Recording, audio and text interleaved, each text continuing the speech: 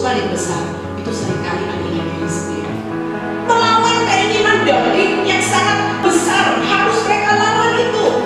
Bukan cuma itu, keinginan iblis pun harus dilawan, saudara. Kekuatan untuk bertahan.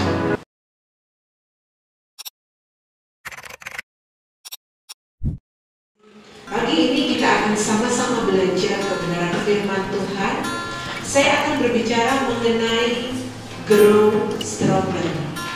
Grow stronger artinya adalah bertumbuh menjadi lebih kuat.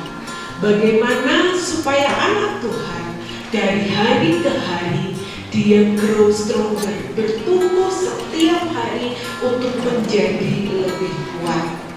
Kita akan sama-sama membaca di dalam Mazmur pasal 84 ayat 1 sampai ayat yang ke-8. Mereka berjalan makin lama makin kuat, hendak menghadap Allah di Sion. Ini adalah mazmur yang biasa dinyanyikan ketika orang akan pergi ke rumah Tuhan, saudara. Tetapi satu hal yang saya lihat unik di sini, dan inilah yang akan kita pelajari bersama.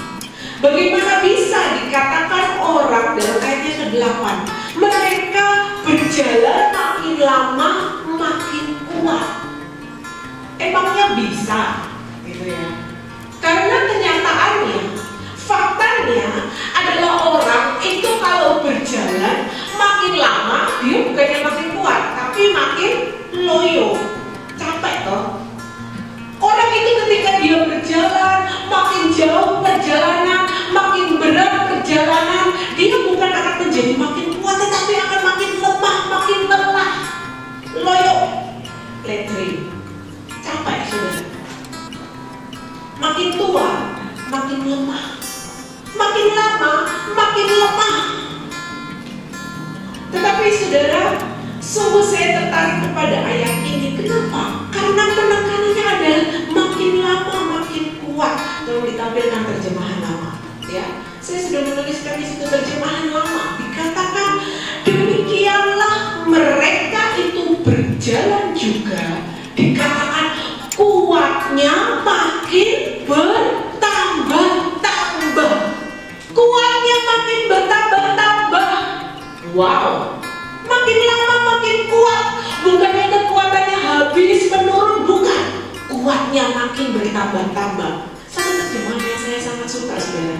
Good News Bible, ya, dikatakan they grow stronger as they go.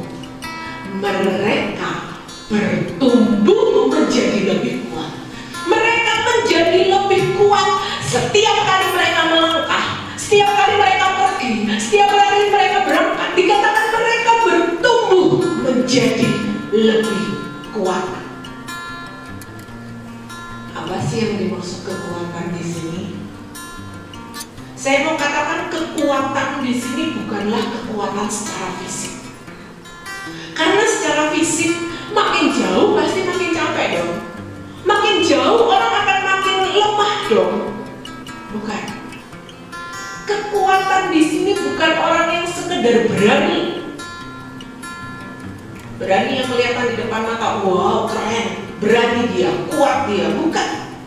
Tetapi kekuatan yang dimaksudkan adalah kekuatan dalam kuasa Tuhan. Kekuatan dalam kuasa Tuhan itu yang seperti apa?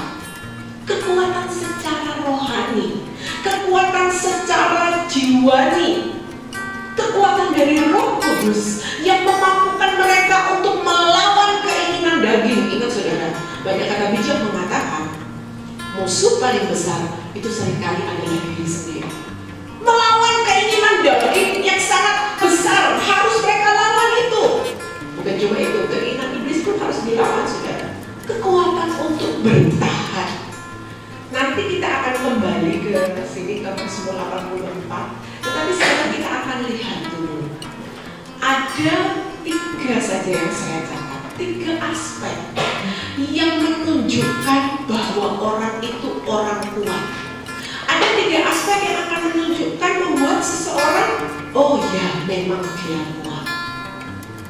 Hal yang pertama kita akan lihat. Hal yang pertama, orang kuat, yang membuktikan seseorang itu kuat, adalah seorang yang tidak terkontaminasi. Tidak terkontaminasi, katakan 2, 3. Tidak terkontaminasi. Yang di rumah juga kalau saya katakan nyebut ya, tidak terkontaminasi. Yuk kita buka contoh dalam Alkitab. Kasih batas di sini, nanti kita akan kembali ke Mazmur 84. Kita akan lihat dulu apa sih yang dimaksud kuat. 1 Samuel pasal 3 ayat 19. Tidak terkontaminasi, justru kita akan belajar dari seorang anak kecil yang bernama Samuel. 1 Samuel pasal 3 ayat 19, saya akan bacakan demikian firman Tuhan. Dan Samuel makin besar dan Tuhan menyertai dia, dan tidak ada satupun dari firman-Nya itu yang dibiarkannya gugur. Saudaraku, ini hanya bukan hanya perjalanan ya.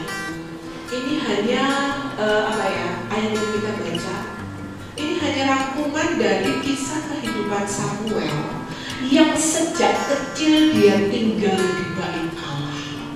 Kalau Anda perhatikan pasal sebelumnya, dari pasal yang kedua dari judul perikop kejahatan anak-anak Eli, Anda akan melihat bagaimana Samuel yang sejak kecil dibawa ibu Hana ke bait Allah, tinggal di bait Allah, tinggal mendampingi Imam Eli untuk belajar melayani di situ. Kalau Anda baca kisahnya, Anda akan lihat apa sih yang dilihat Samuel kecil ini setiap hari. Anda akan menemukan bagaimana si Samuel kecil ini setiap hari dia melihat kelakuan dari Hofni dan Pinehas.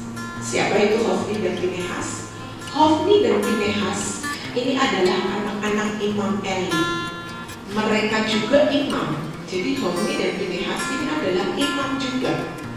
Mereka melayani di bait Allah juga bersama-sama dengan Imam Eli. Tetapi kalau Anda perhatikan, Alkitab mencatat Hofni dan Pinehas ini disebutkan mereka adalah orang dursila. Orang dursila. Apa itu dursila? Dursila itu adalah orang, brengsek. Mereka imam, tetapi kelakuannya brengsek. Kelakuannya tidak baik. Kelakuannya sangat buruk.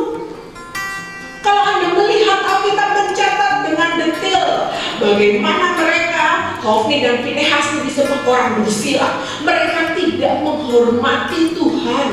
Ketika ada jemaat membawa persembahan, korban persembahan, dengan seenaknya mereka ambil, mereka makan, mereka pilih daging yang paling baik. Dan ini Samuel kecil lihat setiap hari, saudara. Secara mereka tinggalnya bareng-bareng gitu loh.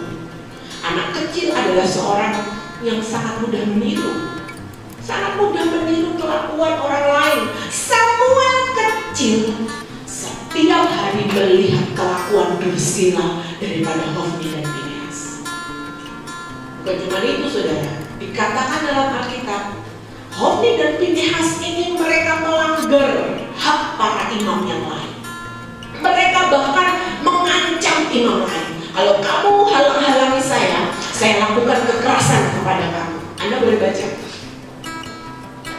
Jadi sebetulnya kelakuan para imam yang jeblok kayak gini sudah ada sejak dulu, saudara.